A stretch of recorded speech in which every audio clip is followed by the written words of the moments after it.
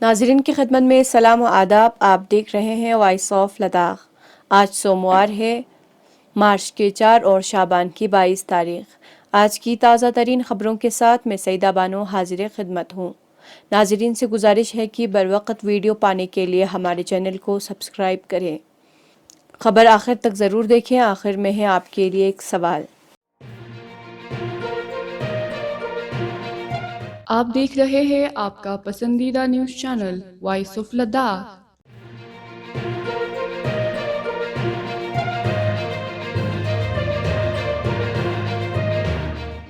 Chief executive councillor Kargil doctor Mohammad Jafar Akhoond نے deputy commissioner Kargil شریکانت بالا صاحب سوسے کے ساتھ اتوار کو پرانے ہسپتال کارگل میں پلس پولیو امیونائزیشن مہم کا افتتاح کیا. سرکاری ذرائع کے مطابق 5 سال سے کم عمر کے 15,136 بچوں کو پلس پولیو کے قطرے پلائے گئے، جس میں ضلع کے تمام بلاک کے 384 پولیو بوتھس میں 1540 اہلکار کو تعینات کیا گیا. ساتھ ہی 10 موبائل ٹیمیں اور 45 گاڑیاں بھی اس مہم میں شامل تھے.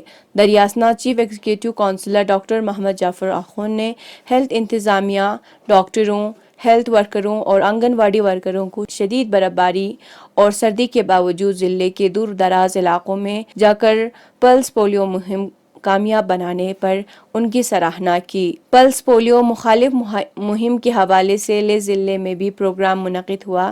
اس سلسلے میں 3 مارچ کو کمیونٹی ہیلتھ سینٹر کھلسی میں نمبردار کھلسی نے پلس پولیو امیونائزیشن پروگرام کا افتتاح کیا. سرکاری پریس ریلیز کے مطابق اس مہم کے دوران سب ڈویژن میں کل 68 پولیو بوتھس قائم کیے گئے تھے، جس دوران 0 سے 5 سال کی عمر کے 1412 بچوں کو پولیو کے قطرے پلائے گئے. ادھر پرائمری ہیلتھ سینٹر چھشوت میں پلس پولیو امیونائزیشن پروگرام کے موقع پر کونسلر چھشوت مرزا حسین بطور مہمان خصوصی موجود تھے.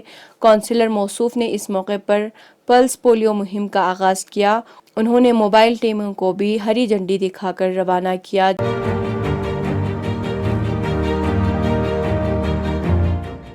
ہمالین کلچرل ہیریٹیج فاؤنڈیشن نامی غیر سرکاری تنظیم کے زیر اہتمام مکتبِ صاحب زمان گوما منجی اور سٹرنگمو گروپ کے تعاون سے 3 روزہ قصیدہ تربیتی کلاس امام بارگاہ گوما منجی میں شاندار طریقے سے اختتام پذیر ہوئے. اس موقع پر حجت الاسلام شیخ حسن منجی نے بطور مہمان خصوصی جبکہ محمد صادق ارداسی منصف بطور اعزازی مہمان موجود تھے. تربیتی پروگرام میں 10 سے 20 سال کی عمر کے 40 بچوں نے شرکت کی. اس پروگرام میں تقی خان نایاب اور آخوند باقر ذیشان نے بطور استاد فرائض انجام دیے. پروگرام کے اختتامی روز ایک نعتیہ مقابلہ کا بھی اہتمام کیا گیا، جس میں منتخب ہونے والے 9 اعلیٰ قصیدہ خوانوں نے اپنے صلاحیتوں کا مظاہرہ کیا. پروگرام کے اختتام پر بہتر کارکردگی کا مظاہرہ کرنے والے قصیدہ خوانوں کو اعزاز اور انعامات سے بھی نوازے.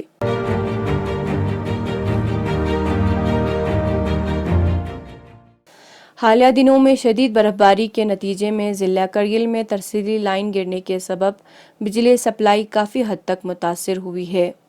ذرائع کے مطابق ٹرسپون کے مقام پر ٹرانسمیشن ٹاور گرنے کے سبب سب ڈویژن سانکو میں بجلی سپلائی متاثر ہوا ہے اور 3 روز سے علاقے گپ اندھیرے میں ہے، جس کے سبب عام لوگوں خاص کر 10ویں اور 12ویں جماعت میں امتحانات دے رہے طلباء کو مشکلات کا سامنا کرنا پڑ رہا ہے.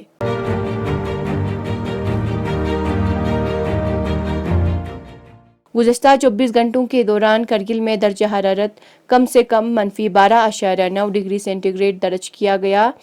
اسی طرح ضلع میں درجہ حرارت -10.2 ڈگری سینٹی گریڈ اور دراس میں -11.8 ڈگری سینٹی گریڈ، زانسکار میں کم سے کم -17.9 ڈگری سینٹی گریڈ ریکارڈ کیا گیا. اب پیش ہے قومی اور بین الاقوامی خبریں. کچھ دنوں کے توقف کے بعد ایم ایس پی کی قانونی ضمانت اور دیگر مطالبات کے ساتھ کسانوں نے اپنے احتجاج کو پھر بحال کرنے کا اعلان کیا ہے. اس کے تحت 6 مارچ کو جہاں ہریانہ، پنجاب اور دیگر ریاستوں سے کسان دلی کے لیے کوچ کریں گے، وہیں 10 مارچ کو ملک بھر میں دوپہر 12 بجے سے 4 بجے کے دوران ریل روکو آندولن کیا جائے گا. یہ اعلان اتوار کو کسان لیڈر شرون سنگھ پنڈیر اور جگجیت سنگھ ڈالیوال نے کیا۔ انہوں نے بتایا کہ پنجاب اور ہریانہ کی سرحدوں پر خیمزن کسان 6 مارچ کو پرامن طریقے سے دلی کے لیے کوچ کریں گے۔ انہوں نے بتایا کہ جہاں جہاں مظاہرے ہو رہے ہیں وہاں ان میں شدت لائی جائے گی اور اس وقت تک یہ احتجاج جاری رہے گا جب تک حکومت MSP کی قانونی ضمانت سمیت تمام مطالبات کو منظور نہیں کر لیتی۔ 4 منزلہ عمارت کرائے کے لیے خالی نزد old taxi stand Greenland hotel کے سامنے۔ ہر فلور 1200 اسکوائر فٹ پر مشتمل۔ ہر فلور پر 2 اٹیچ واش روم اور سپریٹ بجلی میٹرز۔ 500 لیٹر پانی کی ٹنکی فل فنشنگ کے ساتھ دیے جائیں گے۔ یاد رہے صرف bank, clinic, office, coaching centre اور لیب وغیرہ کے لیے دیے جائیں گے۔ مزید تفصیلات کے لیے رابطہ کریں 9469627779، دوسرا نمبر 8491811606، تیسرا نمبر 6005582258۔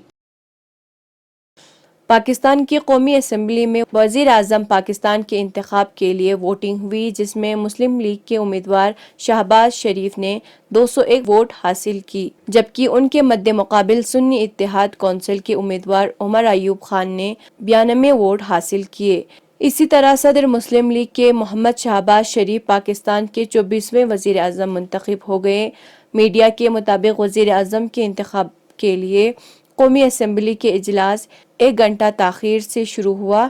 اجلاس کی صدارت اسپیکر قومی اسمبلی سردار ایاز صادق نے کی۔ اتحادی جماعتوں کی جانب سے وزارت عظمیٰ کے منصب کے لیے صدر مسلم لیگ شہباز شریف امیدوار تھے، جبکہ سنی اتحاد کونسل کی جانب سے عمر ایوب خان مد مقابل تھے۔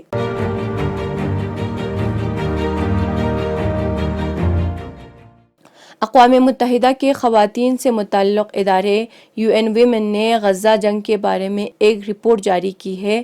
رپورٹ میں کہا گیا ہے کہ خواتین بھی غزہ جنگ کے نمایاں ہدف ہیں، جو روزانہ اس کے تباہ کن اثرات جھیل رہے ہیں۔ اس رپورٹ میں بتایا گیا ہے کہ غزہ جنگ میں گزشتہ 5 مہینے کے دوران اسرائیلی فوجیوں کی جارحیت میں کم سے کم 9000 خواتین کو بڑی بے دردی سے قتل کر دیا گیا۔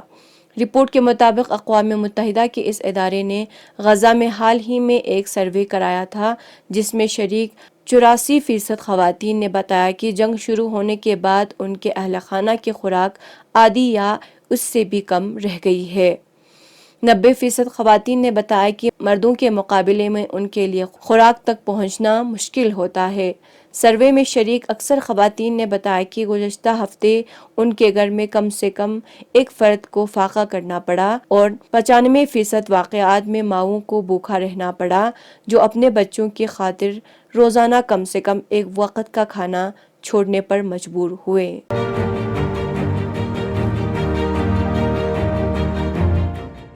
مجلس خبرگان رہبری کے رکن اور تہران کے عارضی امام جمعہ آیت اللہ محمد امامی کاشانی نے دارالفانی کو وداع کہہ دیا۔ خبروں کے مطابق مجلس خبرگان رہبری کے رکن اور تہران کے عارضی امام جمعہ آیت اللہ محمد امامی کاشانی دل کا دورہ پڑنے سے رحلت کر گئے۔ اس موقع پر رہبر معظم آیت اللہ العظمہ سید علی خامنہئی نے مرحوم آیت اللہ الحاج شیخ محمد امامی کاشانی رحمۃ اللہ کے انتقال پر ان کے اہل خانہ، پسماندگان، شاگردوں اور عقیدت مندوں کی خدمت میں تعزیت پیش کی۔ آیت اللہ امامی کاشانی کے رحلت پر صدر ابراہیم رئیسی نے آیت اللہ شیخ محمد امامی کاشانی کی رحلت پر تعزیتی پیغام جاری کرتے ہوئے رہبر معظم انقلاب اسلام، حوزہ علمیہ، عقیدت مندوں اور اہل خانہ کی خدمت میں تعزیت پیش کی۔ رہبر انقلاب اسلامی حضرت امام خامنہئی نے مرحوم آیت اللہ شیخ محمد امامی کاشانی کی نماز ادا کی۔ یہ تھے اب تک کی خبریں۔ اب پیش ہے آج کا سوال۔ دنیا کی سب سے اونچی فولادی محراب نما ریلوے پل کہاں واقع ہے؟ جواب کو کمنٹ باکس میں ضرور لکھیں۔ کل کے سوال کا جواب بہت سے لوگوں نے صحیح لکھا ہے، لیکن سب سے پہلے حسین وزیری نے دی ہے۔ جواب ہے کہ علاقے पुरिक में इस मौसम में रिवायती खेल दफंग्स खेला जाता है और इसका स्कोर त्यांगमा में शुमार की जाती है। इसी के साथ मुझे और मेरे साथियों को दीजिए इजाज़त। अल्लाह हाफिज़।